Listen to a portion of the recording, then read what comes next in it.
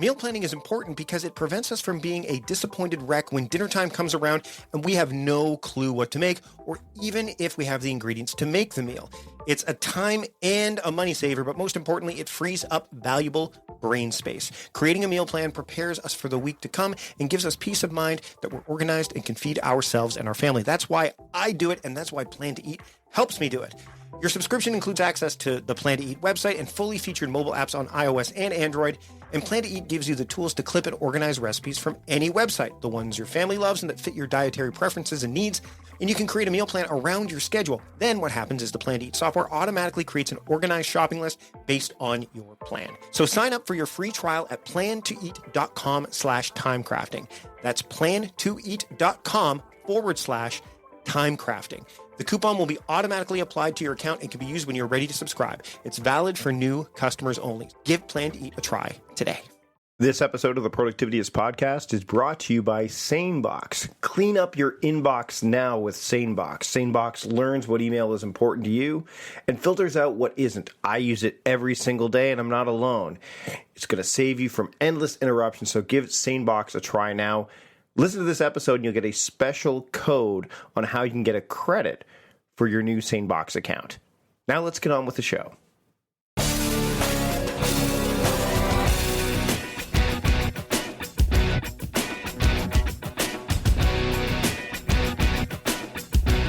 I have known Kourosh Dini for quite a while. We first had the chance to meet in person at the OmniFocus setup, the OmniFocus 2 setup a couple of years ago. We're going to talk a little bit about that during this episode, but one of the things we want to focus on is Zen and the art of work. Kourosh is a very thoughtful productivity strategist. I really love his work. He's a psychiatrist, a psychoanalyst. He's a writer, a musician. He brings that to his work, and an author. He's got the books and course, which includes Zen and the Art of Work. He's written Creating Flow with OmniFocus and Workflow Mastery. Kourosh really knows his stuff. I've always enjoyed his work, and I've enjoyed talking to him, and I'm glad I was able to bring him to this episode of the show. So here is my conversation where we're talking about Zen and the Art of Work here on the Productivityist podcast. Enjoy. All right, so Kourosh, thanks for joining me today. And I want to talk about, we were just talking about before we started recording about when we first met, and it was at Macworld, the late lamented Macworld. Totally miss it. It was fun. I mean, that was it, and we're talking like 4 years ago, 3-4 years ago now. Something like that. Yeah, it was a good time. I remember that. Yeah. It was a good chunk of time ago, and you've done a lot. I mean, when we first met, you and I really got to know each other when we were doing the OmniFocus setup, which was a kind of a introduction to OmniFocus 2 when it was coming out, and it was me, you, David Sparks, Merlin Mann, Tan from Asian Efficiency, Michael Schechter, and a bunch of other people that were just on stage talking about OmniFocus. And you and I, what I've always liked about your work, and Lee Garrett did a great review of your latest work on Productivityist site. I'll make sure that we link to that in the show notes. Sure. But you're really into, and Tim Stringer's another one that's into this, is the idea of thoughtful productivity, like being very, very mindful about it. And the first thing I want to get into you with is how in the world do you help someone, especially the people, I mean, I work with a lot of people who are just, scattered and just checking off as many boxes as they can because they feel that's what productivity is all about. How do you begin to adjust their mindset so they can be more thoughtful and mindful about what they're doing to figure out even if they should be doing some of that stuff at all? That's an excellent question. I mean, how does one start that? Because, you think of the kind of prototypical idea of mindfulness, and that's the practice of meditation. And that's like, you could start it, and then you just keep doing it all your life or so. I mean, you just keep getting better and better. And like, so where do you start? I mean, like, and why bother? It's, I think it's a great question. I think to really get the sense of it, I like this practice, this exercise, which is take whatever it is that you want to do next. Just stop before you make that, before you do whatever it is you want to do next, and then sit and wait for your thoughts to come to mind about what you could be doing next, and then just wait and keep waiting until no other thoughts come to mind. And then whatever you decide to do at that point, when your thoughts have stilled, whatever it is you decide to do, even if it was the same as the original idea, you will probably be much more focused, intent upon doing that, and willing to let other things kind of move to the side, or you can jot those down. You'll just be more engaged. You'll probably feel like whatever it is you're going to do next feels that much more meaningful. And then from that point onward, you have a very deep experiential sense of how powerful it can be to be mindful in what it is that you want to do. Okay, so that's all well and good, and you and I both know that we've been good at able to take the time to be able to do it. What about the person who says, "What do you mean sit? Like, I don't have time to sit and just think about this stuff." Like, how do you get that barrier broken? Because that's another area where people are saying, "How do you stop? Like, how do you just stop to do that?" That's a great question too. I think other than taking it on faith that somebody says it's a good idea, I mean, you have to. It's. If it's not working, it's already the other thing isn't working. I guess it's probably. I mean, I don't mean to answer for you, but exactly. No, I think that's right. The other thing's not working. I mean, there's another saying about, let's say, meditation. You could say it's useful to meditate 20 minutes a day, unless you're very busy, in which case you should meditate an hour a day. That's the saying. Now, I don't think I could do that. I think it's very hard, and I'm already quite busy, and that's just something to maybe aspire to. But the same sentiment is there, that if you're very busy, and the busier you are, the more you cannot afford not stopping. I don't know if I got that right, the number of negatives in there. But you need to be able to stop. You need to be able to pause. And the more busy you are, the more important it is. And first, you need to be convinced of that. But it's hard to be convinced of that when you haven't tried it. So it is, I think you bring up a very good point. There is something of a... I don't know if it's catch-22 or something of a paradox in there. How do you decide to actually go ahead and do that? Now that you bring that up, I don't know. I don't think I have a good answer. I got to think on this. How do you really convince somebody to take that time to pause? Well, I think they have to want to. They have to see that something's not working already. And I mean, it's kind of like, diets, right? They try every other diet in the world, and then they're like, well, what about this? Well, it didn't work for me. I mean, there are those moments I've come across, especially fitness. Like, I've been really focusing more on fitness in the past few months. And for me, it's interesting because, and I think this really relates to a lot of what you talk about and what we kind of aspire to do with our work is, there's those 28, like I've got a friend of mine, Di Manuel, who's been on the show, and he has a 28-day exercise program. Mm-hmm. And I looked at it, and my first thought was, that's awesome. In 28 days, I will be, in better shape, and I will look better, et cetera, et cetera. I'll be healthier, all that stuff. And there's also the Couch to 5K program because I want to run more. Mm-hmm. And so I'm like, okay, and I could do that and that. And then, I get all hyped up about it. I go to that one extreme, which I think I'm not alone in this. People will say, I think you're like, I'm gonna jump on this, and this is the way it's gonna be. But in recent years, especially more so in the past year, when I've kind of decided what my 3 words for focus are going to be this year, which are all about like redesigning, rebuilding, and reclaiming. I'm like, hold on, let's take a step back. Can I realistically do this in 28 days? And before we jumped on the call, we talked about how many episodes of the podcast I actually have prepared in advance. And when some people are saying, oh, what do you mean this is going to air 10 weeks down the road? I'm like, That's not that long. That's not that far. It's really, I mean, time like moves quicker than we could possibly even, imagine, because, you want to move something forward, and all of a sudden you have to double time it because you haven't, taken into account all this stuff. So I said, what if I did this? What if I'm personalized? What if I modified this 28-day program to make it last for 56 days? So what if I exercised every other day? Because my body, I haven't exercised in a while, so my body is not going to like me, which means I'm not going to like it, which means guess what will happen? I will stop exercising after day 4, right? And what if I do the running on the off days? So I did that, and it worked. Now, if I had just gone at face value with what was in front of me, 28 days, I would have stopped. Yeah. So I think that my thoughts on this is, if you have something that's presented with, if you're sitting there like, I'm going, everything's about go, fast, now, you can't do all that. So take a step back and really assess it. And that's where the value of planning comes in, right? Yeah. I think also that what you bring up, which I think was really very useful, is the personalization of it, because then you're incorporating your sense of agency. which is huge. If you want to engage something, if you want to really get into it, you've got to personalize. It's got to make sense to you. You've got to engage with it. You've got to say, this is the way it'll work for me, because then you're starting to weigh it against what you know about yourself. It's like the idea of when you're assigned to read some classic literature book in high school versus you decide to read it yourself, or you decide to do it in a certain way that means something to you. Those are worlds apart. Exactly. Let's talk about some of the stuff with regards to agency. I mean, I think that's now a lot of people, when they hear that word, they don't quite know what it means. I know you've talked about it. Merlin has talked about it as well. What does agency mean to you, and especially in relationship to productivity?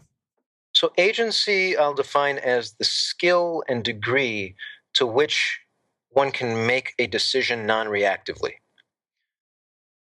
So I'll say it again. It's the skill and degree to which we can make a decision non-reactively.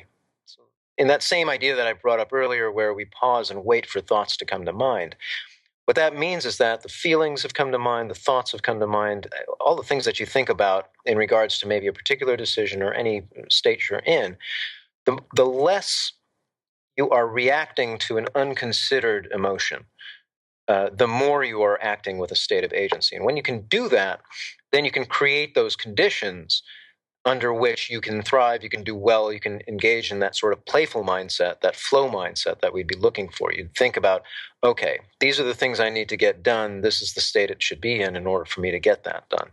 And that's what I would mean by agency. Do you think that people, especially those who are, I don't even have to throw especially in there. Do you think people tend to focus on other people's stuff more than their own because it's easier for them to deal with that stuff because it's directed from some external force rather than dealing with the stuff that's internally driving them, which might be a little bit more challenging or difficult in various ways? I can't speak to everyone, but it's certainly a phenomenon. It certainly does happen. Where people can get caught up in other people's worlds and other people's problems and other people's whatever it happens to be, often, as a reflection of the things that they're dealing with themselves, but maybe not able to recognize that. That can happen, certainly. Let's talk about play and the idea of play. I think that, and this was discussed with one of my previous guests, Kirsten Milliken, who wrote the book Play ADHD, and how important play was for those with ADHD, and how to because a lot of ADHD people, at least in the book, they require to have a fairly regimented framework in front of them so that they don't deviate too far off course. Play kind of, it's odd because you wouldn't think play would be part of that, but play is integral, and you talk about that quite a bit in your work, right? Why is play so important, especially when it comes to the realm of productivity? So play to me is so, even defining this, it's a movement between the internal and external worlds with this ease or with a welcome challenge. It's like it's that state of flow, I think, that we look for. It's the same play that we find in toddlers, where they're like totally in the zone of the world that they have in front of them, and experimenting, building, things like that. And when we have that mindset to whatever it is that we bring ourselves to, with whatever we find to be important to us, I think we make whatever we make much better. Whatever it is that we feel better about it, it's more meaningful to us, and other people approach it and recognize that there's a richness to it. So that's why I think it's hugely important. And to the point of Play ADHD, that idea, I think absolutely. There's a psychoanalyst from the I want to say 60s, 70s, Donald Winnicott, who, I'm going to paraphrase, basically said the first step, or a primary step in therapy, is finding where play is in the person's life, if it's there, and if it's not there, seeing what can be done to bring that about. I think it's very primary. I think it's primal. I think it's important. We're going to step away from this conversation and get some zen into your inbox with the episode's sponsor, SaneBox. SaneBox, allows you to deal with email overload. In fact, I consider it to be the best email overload solution out there. And I want to talk about some stuff that I haven't really touched on in the past episode spots that we've discussed. And that's some of the other things that you can do. You can do a lot of interesting things, such as saying connect, which means you can search any domain name to find colleagues who have relationships at that company and request an intro with one click. It's a SaneBox for Business feature, but it's something that's really cool. Their customer service is top notch. And you can actually have your executive assistant receive your SaneBox digest so that they can process unimportant email for you.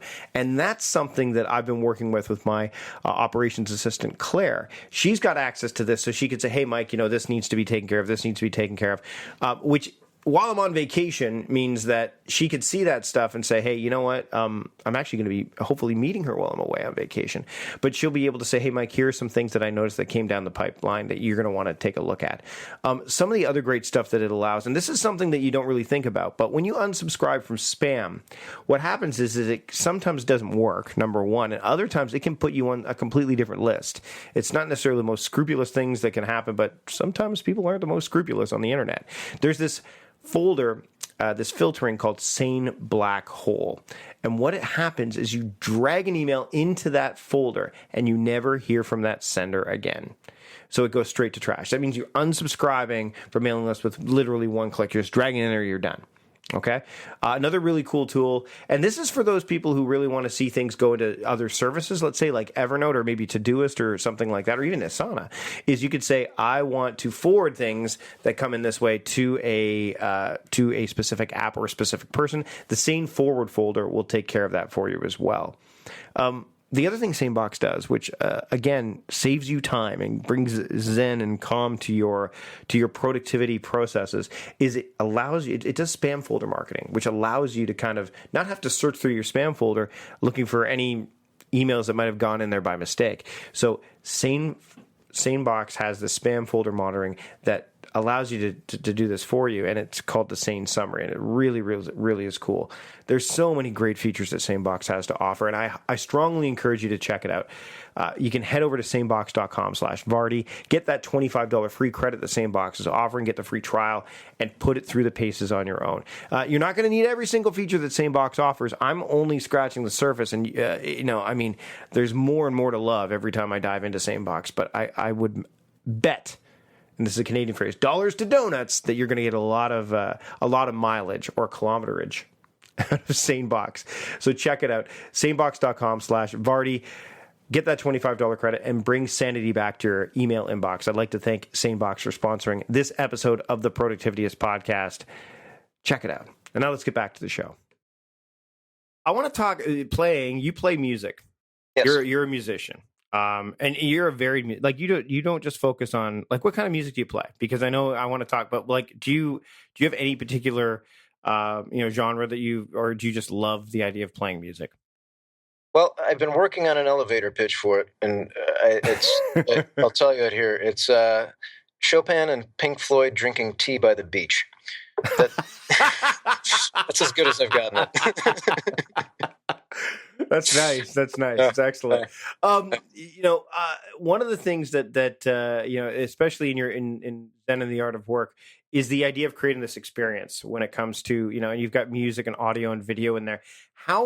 When it comes to music, how are you able to, because you're somebody that does that. I've not seen anybody else do this, where you frame it kind of with the work that you put out there. How can music impact, how people move their work forward, move their lives forward? Because I think that there's a lot to be said there that often gets undervalued. Mm-hmm. It's an excellent question, and one that I have a hard time answering, because for the same reason that music, the way I play music, which is I'll do my best answering it though.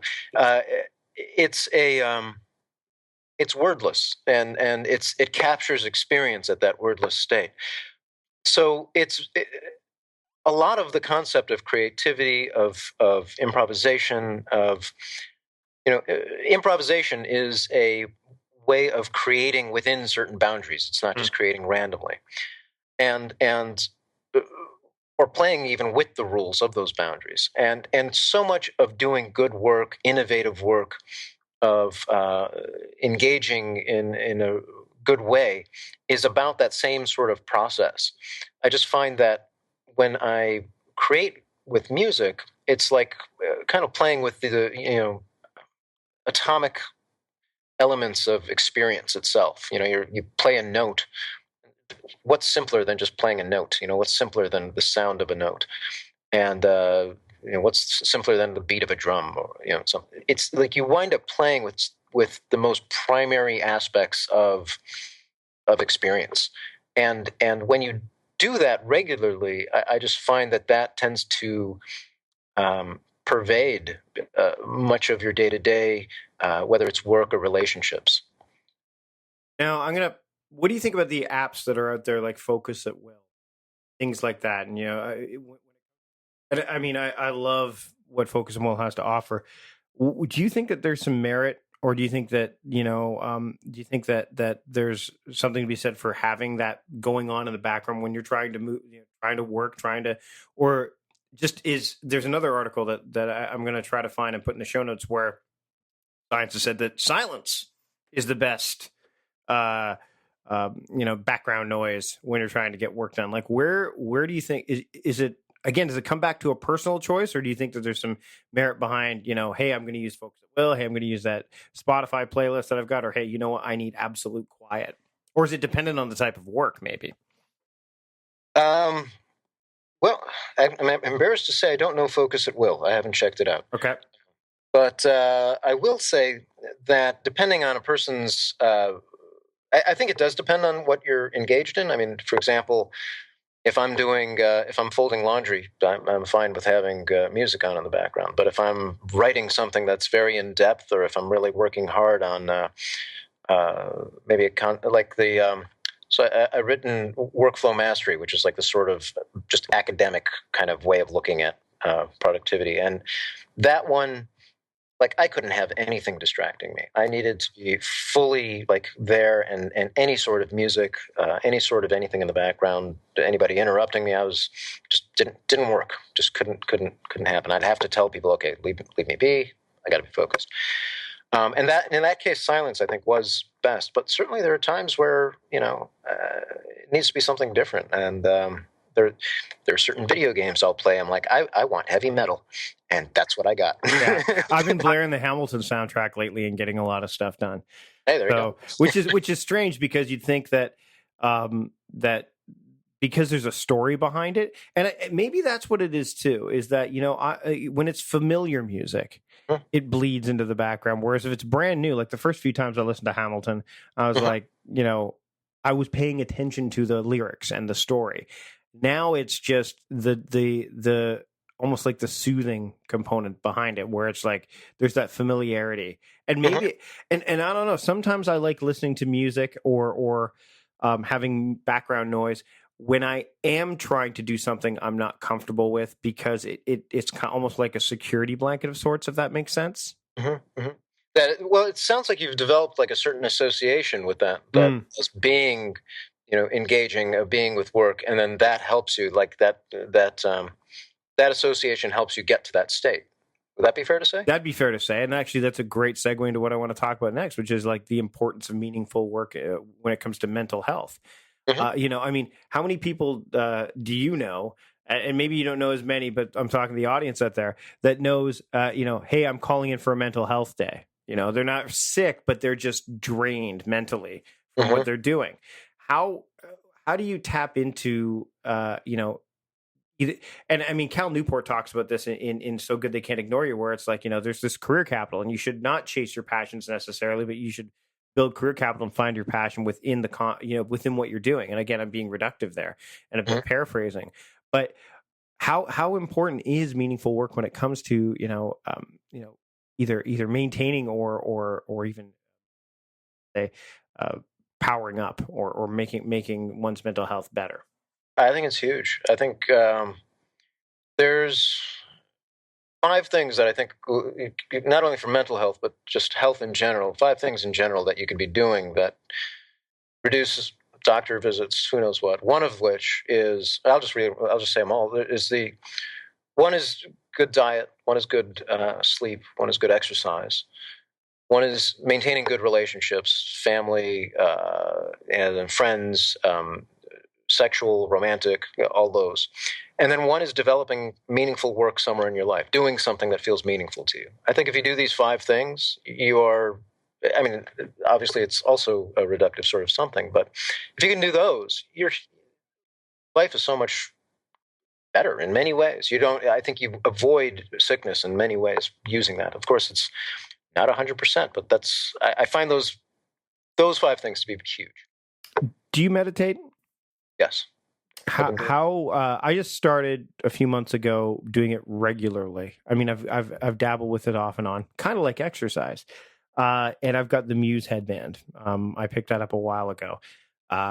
And I find that, and maybe you can kind of walk me through this a little bit. Initially, I was doing the 3 to 5 minute sessions. Last night, I did a 12-minute session, and it felt like nothing. I mean, how long have you been meditating for, would you say?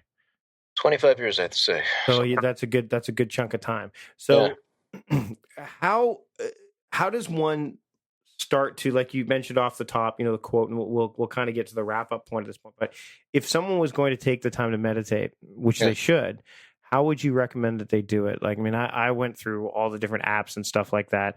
I think I finally settled on Muse mainly because I'm getting the feedback as it's happening. Whether it's accurate or not is not. It's maybe more of a placebo than anything else. But where would you recommend somebody start? So it's a good question. I think everybody has their own path. Having said that, I can say my own experience, and then take from it what you will. So I started at about. Well, first let's look at what meditation is, and as best as I can define it, is that it's a regularly practiced focus on some predefined object. So looking at those things, object means you've defined something. You've defined whether it's a physical object or a problem or a concept or a piece of music, or it doesn't matter, but some defined thing in space and time. So maybe say 5 minutes or something.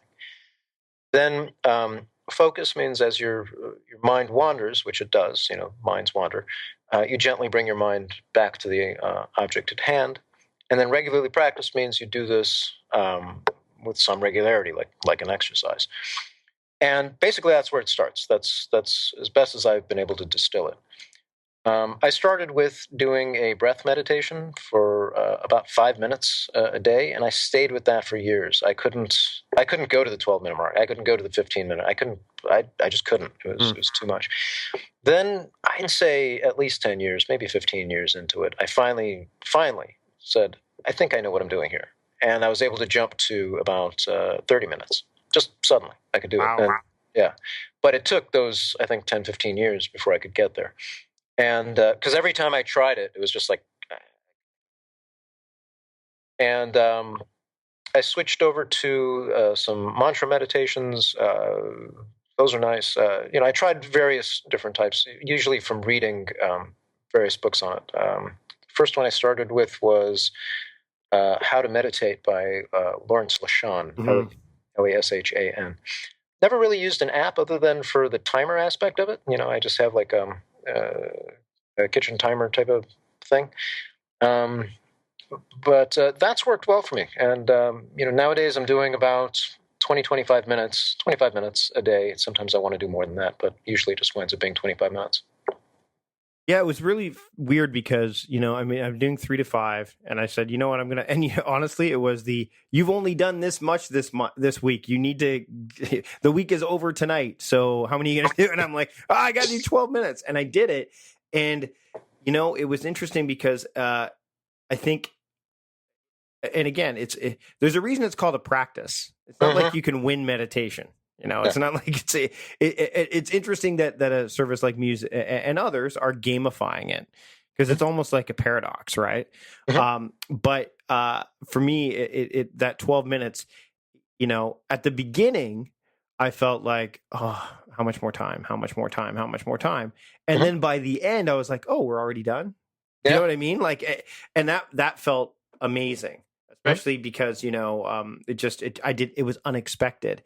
And I think that anyone I think that may be the first step. We talked off the top is like, if you don't feel you have the time to stop, take some time to meditate. Like, take that time, whether it's, whether you want to use a tool like Breathe Sync, which, I've talked to Michael Williams about, where it's, you have like a 2-minute or 3-minute breath or whatever, or you actually do some active form of meditation.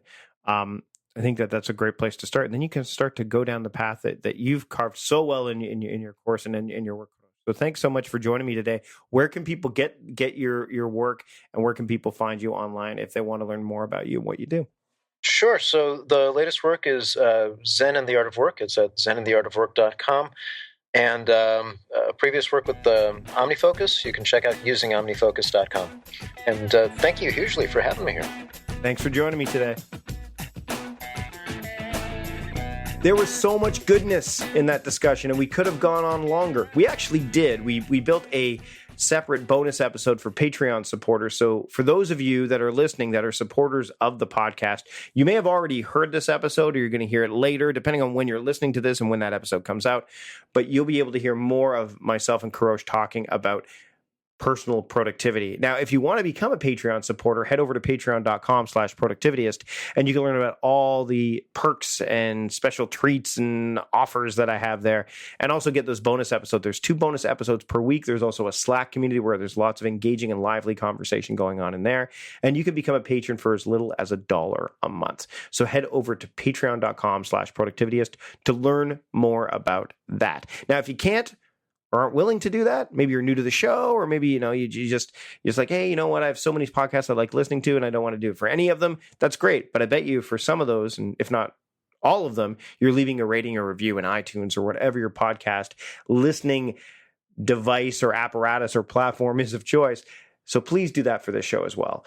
Leave a rating, leave a review. It helps us make the show better. Podcast producer John Polster and I go over this every single month. We have a monthly meeting, and we go over what's going on and what we can do to make the show better. Your ratings, your reviews help us do just that. Big thanks to John Polster for producing the show, especially when I'm traveling and on the road and we're talking across the miles. Again, big thanks to him. And big thanks to all of you for listening to the show this week, especially my Patreon supporters. Big thanks to SaneBox for sponsoring this episode of the show. Head over to sanebox.com/Vardy.